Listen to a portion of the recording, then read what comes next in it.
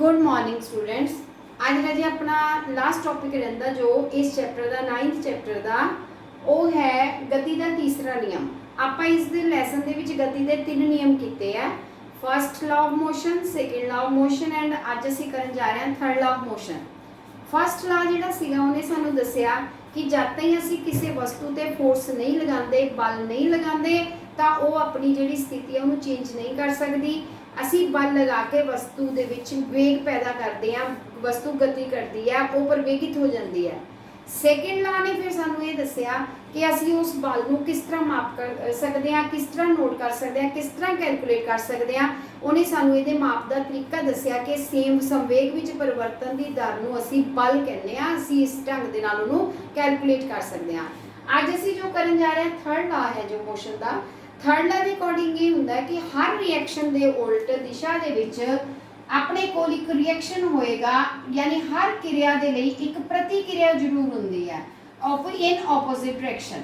हुण ये नियम पढ़ना बड़ा ही इंटरेस्टिंग है ये कि हर क्रिया के लिए एक उल्ट दिशा च प्रतिक्रिया होंदी है। मान लो असीं किसी वस्तु ते बल लगाने आ, ठीक है, वो होएगी क्रिया, उन्ने ही बल दे नाल वस्तु जिहड़ी है पहली वस्तु ते बल लगाएगी, उहनूं असीं बोलदे हां प्रतिक्रिया। यानी क्रिया ते प्रतिक्रिया जिहड़ियां ये दोनों मात्रा च सेम होंदियां पर उल्ट डायरेक्शन दे विच काम करदियां। इहनूं असीं गति दा तीसरा नियम बोलदे हां। फॉर एग्जाम्पल जे तुसीं हुण अपने ढंग नाल देखना, तुसीं कि बैठे आ, ठीक है, बैठे बैठे तुसीं शरारत कीती आ, किसी दे थप्पड़ लगाता, उन्हें बदले विच तुहाडे की कीता, थप्पड़ लगा दिता। पहला तुसीं की कीती क्रिया, उन्हें की कीता रिएक्शन दिखाता, उन्हें प्रतिक्रिया कर दी। सो हर रिएक्शन का एक प्रतिक्रिया जिहड़ी है हुंदी है और ये जिहड़ी है उल्ट दिशा च काम करती है और दो अलग अलग वस्तुओं ते ही लगती है। सेम वस्तु ते दोनों बल नहीं लगते, दोनों बल ओपोजिट जिहड़ी है दो वस्तुओं ते लगते हैं। हुण इहनूं समझण लई आपां छोटी छोटी एग्जाम्पल्स देख सकते हैं। मान लो फुटबॉल की गेम चल रही है, दो खिडारी आपस दे विच टकरा जाते हैं और दोनों को चोट लग जाती है। क्यों लग गई? एक ने दूसरे ते बल लगाया और उहदे चोट लग गई, तो दूसरे ने पहले ते उन्ने ही बल दे नाल अपना रिएक्शन दिखाया, उहदे ते की होया, उन्नूं भी सट लग गई। सो कहने का मतलब ये है कि ये बल जिहड़े है ना दोनों वस्तु अलग अलग वस्तुओं ते लगते हैं, लेकिन दोनों की डायरैक्शन की होंदी है एक दूजे के ओपोजिट डायरैक्शन दे विच काम करते हैं। इहनूं असीं गति का तीसरा नियम बोलते हैं। हुण मान लो असीं सड़क ते चलते हैं, एग्जाम्पल्स बहुत हैगियां तीसरे नियम दी आपां देख सकते हैं। जदों असीं सड़क ते चलते हैं तो साडा जोर लगता है ना, साडियां मांसपेशियां बल लगांदियां आ, वो बल अगे तुरन लई नहीं लगांदियां, वो सड़क नूं पिछे वल नूं धक्का असीं लगाने आ तद ही असीं अगे तुरदे हां। सो सड़क नूं पिछे वल धक्का मारन लई साडा बल लगदा और सड़क उहदे बदले दे विच जिहड़ा बल लगांदी है उहदे कारण साडे पैर जिहड़े आ अगे वल गति करदे आ। सो ये दोनों चीज़ां उल्ट दिशा च होण करके गति हुंदी है, ठीक है। इसी तरह हुण मान लो कोई किश्ती दे विच है, वो किनारे ते आके उहने छलंग लगाना, तो तुसीं ये नोट करोगे कि जदों अगे नूं छलंग लगांदा है मला तो किश्ती उन्नी ही बल दे नाल पिछे नूं चली जांदी है। इत्थे भी साडा गति का तीसरा नियम लागू हुंदा कि ये हर क्रिया दे लई एक उल्ट डायरैक्शन च प्रतिक्रिया हुंदी है। उन्हें अगे वाल नूं छलांग लगाई, किश्ती पिछे वाल नूं चली गई। सो ओपोजिट डायरैक्शन दे विच दोनों बल लग गए और दोनों बल लगन दे नाल क्रिया ते प्रतिक्रिया यानी कि जोड़ आ। बल यानी कल्ले दी कोई होंद नहीं है, बल जिहड़ा हैगा जोड़े दे विच हुंदा आ। एक वस्तु ते बल लगाओ, दूसरी वस्तु पहली दे उत्ते बल लगांदी है। इस नूं असीं गति का तीसरा नियम बोलते हैं। इस तरह दी होर एग्जाम्पल्स तुसीं अपने आले दुआले देख सकते हैं, तुरन दी देख सकते हैं, चलन दी देख सकते हैं। सो आपां तीसरे नियम दी एग्जाम्पल्स देख सकते हैं। इस तो बाद जिहड़ी तीसरे नियम की गल आती है अपने कोल, उहदे नाल अपने कोल ये चीज़ आती है कि जदों बल लगता है जरूरी नहीं हैगा कि दोनों वस्तुआं सेम प्रवेगित हो जान, सेम वेलोसिटी लै लैन। फॉर एग्जाम्पल ये छोटी जी बड़ी इंटरस्टिंग एग्जाम्पल आ कि हुण बंदूक हुंदी है, ठीक है, बंदूक जदों असीं इत्थे मोढे ते रख के चलाते हाँ, बंदूक चों गोली बाहर जाती है। गोली जिहड़ी हैगी आ उहने बल बंदूक ते लगाना, बंदूक ने बल गोली ते लगाना, ओपोजिट डायरैक्शन च लगाना। ओपोजिट का मतलब जदों बंदूक चलूगी गोली की होएगी अगे वाल नूं जाऊगी और बंदूक का धक्का कित्थे लगना, मोढे ते पिछे वाल नूं लगदा आ। क्लीयर होया कि ये दोनों जिहड़े बल होणगे ना क्रिया ते प्रतिक्रिया ये उल्ट डायरैक्शन च लगणगे, सेम च नहीं लगणगे। सो गोली अगे चली गई, बंदूक की है धक्का मोढे नूं पिछे वाल नूं लगा। पर यह नोट करने वाली गल आ भी गोली इन्नी तेजी दे नाल जांदी है कि उहदे नाल किसी दी मौत भी हो सकती है, लेकिन बंदूक दा धक्का इन्ना नहीं लगदा है, मोढे ते सानूं एक झटका पिछे नूं महसूस हुंदा है। सो ये फर्क क्यों आया, जबकि बल का माप दोनों का सेम हुंदा, उल्ट डायरैक्शनस हुंदा, लेकिन ये भी जरूरी आ कि वस्तु के पुंज के उत्ते मास के उत्ते बल डिपेंड करता। हुण जिस वस्तु का भार ज़्यादा हैगा वो घट प्रवेगित हुई, और जिहदा घट सीगा वो ज़्यादा प्रवेगित हो गई। हुण गोली का मास घट सीगा वो ज़्यादा प्रवेगित हो गई, बंदूक का मास ज़्यादा होने करके पुंज ज़्यादा होने करके उस प्रवेग घट पैदा होया, जिहदे नाल उहदा धक्का जिहड़ा सी वो घट लगा, पिछे वाल नूं थोड़ा लगा। सो कहने का मतलब ये है कि बल लगाने ते दोनों वस्तुआं प्रवेगित हो जाएगियां, लेकिन वो सेम रेट ते प्रवेगित होणगियां जरूरी नहीं है। ये डिपेंड करेगा मास के उत्ते, पुंज के उत्ते, उस हिसाब से दोनों विच प्रवेग पैदा हो जाएगा। लेकिन ये जरूरी है कि बल जिहड़े आ दो वस्तुआं ते लगणगे, पहली दूजी ते लगांदी है, दूसरी पहली ते लगांदी है, और दोनों ऑपोजिट डायरैक्शन च काम करते हैं। चाहे बल का माप दोनों का सेम हुंदा, पर दोनों वस्तुआं सेम रेट ते प्रवेगित नहीं हुंदियां। ये उन्हां दे पुंज ते डिपेंड करता। भारी वस्तु घट प्रवेगित होएगी, हल्की वस्तु जल्दी प्रवेगित हो जाती है। ठीक है, ये गल आपां नूं मतलब ध्यान दे विच रखनी पैनी है कि मास किहदा किन्ना है, उहदे मुताबिक ही आपां नूं वो चीज़ की जिहड़ी आ मूवमेंट नज़र आती है। हुण अगे जिहड़ा हैगा ये तरह जे गति का हैगा तीसरा नियम। गति के तीसरे नियम के नाल एक होर टॉपिक बहुत इंपॉर्टेंट है, संवेग सुरक्षण का नियम। लास्ट टॉपिक है तुहाडे चैप्टर का संवेग सुरक्षण। संवेग का हूँ तुसीं पछाण कर ही ली भी संवेग किहनूं कहंदे, जे तुसीं भुल गए हो मैं दोबारा दस दिनी है इहदा फार्मूला m गुणा v। मास इंटू वेलोसिटी की हुंदी है, संवेग हुंदा आ। संवेग विच परिवर्तन की दर नूं ही बल कहा जांदा आ। संवेग विच परिवर्तन इदां कि मास तो चलो वस्तु का सेम ही रहना, लेकिन जदों असीं बल ला दांगे, ठीक है, एक उहदी इनिशियल वेलोसिटी होगी जिन्हों u कहंदे आ, एक फाइनल होगी जिन्हों v कहंदे आ, तो दोनों अलग अलग ही होणगियां। मान लो एक गेंद सीगी, मैं वो खड़ी सीगी, मैं उन्होंने धक्का लगा दिता, मैं उत्ते बल लाया, गेंद की की होया स्पीड तेज हो गई। हुण पहली वेलोसिटी 0, उदों खड़ी गेंद सीगी, जदों मैं बल लगाया गेंद की हो गई, गति च आ गई, उहदी वेलोसिटी की बन गई, v बन गई। सो कहने का मतलब संवेग चेंज हो गया। पहला संवेग mu, दूजा संवेग mv माइनस mu जो करांगे डिवाइडेड बाय टाइम कितना लगा उन्होंने होने च, उन्होंने असीं कहंदे आ बल। सो बल नूं इस तरीके दे नाल मापिया जांदा। इस नियम नूं समझण लई ना आपां एक छोटी जी एग्जाम्पल लै सकदे हां, जे बहुत ईजीली समझ आ जाएगा तुहानूं। ये एग्जाम्पल ये लैंदे आपां, मान लो अपने कोल दो बॉल्स आ, एक दा मास मैं ले लैनी आ ma लै लो, एक दा मास बॉल दा ले लैने आ mb। ये अपनी वेलोसिटी ते जा रही सी ua, ये अपनी वेलोसिटी ते जा रही सी ub। इनिशियल वेलोसिटी u नूं इनिशियल शुरू दा वेग, दोनों आपस में टकरा गई। जदों टकरा गई भार तो दोनों का उन्ना ही रहना, एम ए का एम ए रहूगा, एम बी का एम बी, पर टकराण तो बाद फिर टक्कर होने तो बाद दोनों अलग अलग वेलोसिटी नाल चलनियां शुरू कर देंगे। देखो दो चीज़ां जदों टकरांदियां ना स्पीड चेंज हो जानी है। पहला अलग स्पीड ते आ रही सी, पर जो जोर की टक्कर वजदी है उस तो बाद उन्होंने स्पीड चेंज हो जाती है। तो वह मान लो कितनी होगी, मान लो हुण एम ए वाली बॉल आ जी नवी स्पीड से चलन लग गई वी ए, ये फाइनल वेलोसिटी आ गई वो। एम बी वाली बॉल जी सी टकराने तो बाद चलन लग गई वी बी स्पीड के नाल।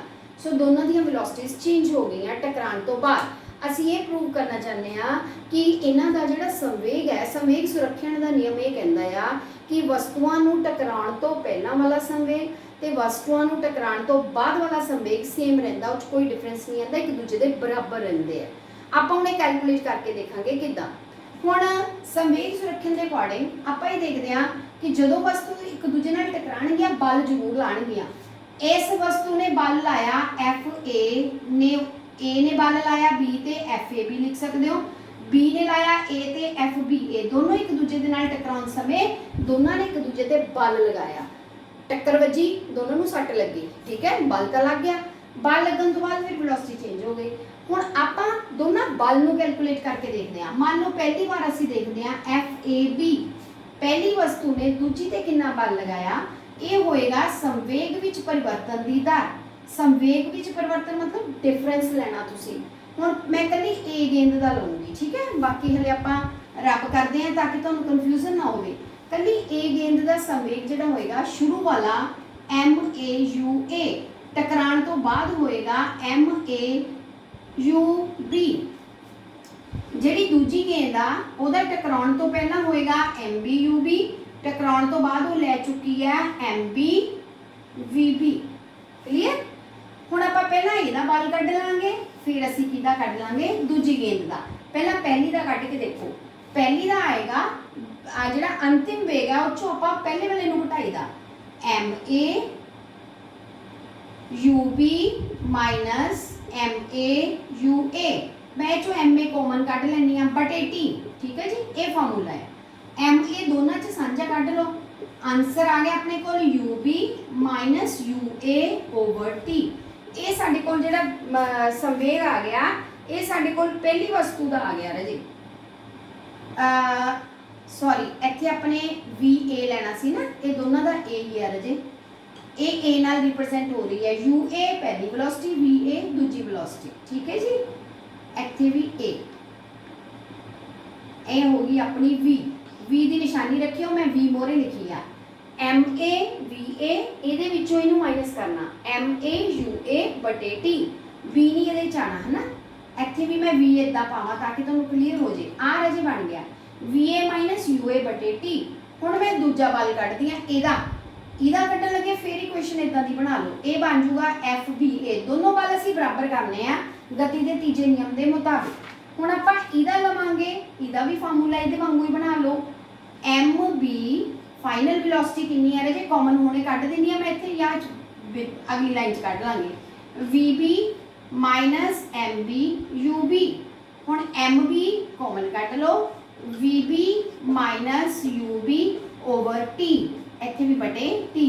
आ गई दो इक्वेशन, एक नंबर आ गई, एक नंबर आ गई। हुण आ दोनों बल की होणगे, गति का तीजा नियम कहंदा दोनों बल बराबर होणगे, चाहे ऑपोजिट डायरेक्शन च लगणगे तो नेगेटिव साइन लगा सकते हैं। कहने का मतलब एदा बल प्लस एदा माइनस शो कर सकते हैं, लेकिन होंगे दोनों बराबर। सो आप दो इक्वेशंस को तुसी बराबर कर लो। दो इक्वेशन मतलब MAVA माइनस UA बटे T बराबर आ गया MBVB माइनस UB बटे T। हुण तुसी इहनूं सॉल्व करना है, एंड खोल लो ब्रैकेट नूं। ये आ गया MAVA माइनस MAUA बटे T बराबर MBVB माइनस MBUB बटे T। लो जी इत्थे तक आप पहुँच गए। हुण अगे देखो क्या होया, आ सारा क्लीयर हो गया इत्थे तक।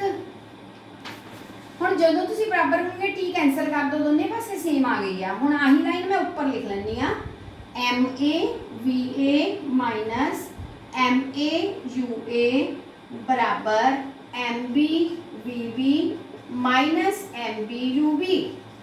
हुण आपां UU वाले इकट्ठे कर लेने, VB वाले अलग कर लेने, तो अपने को सेम अलग अलग जिहड़े दोनों जने अलग अलग बन जाएंगे। MAUA उधर ले जाने प्लस का बन जाएगा, इनू असीं जिहड़ा इधर ले आवांगे तो ये जिहड़ा होएगा अपने कोल जिहड़ा हैगा माइनस का बन जाएगा, ठीक है।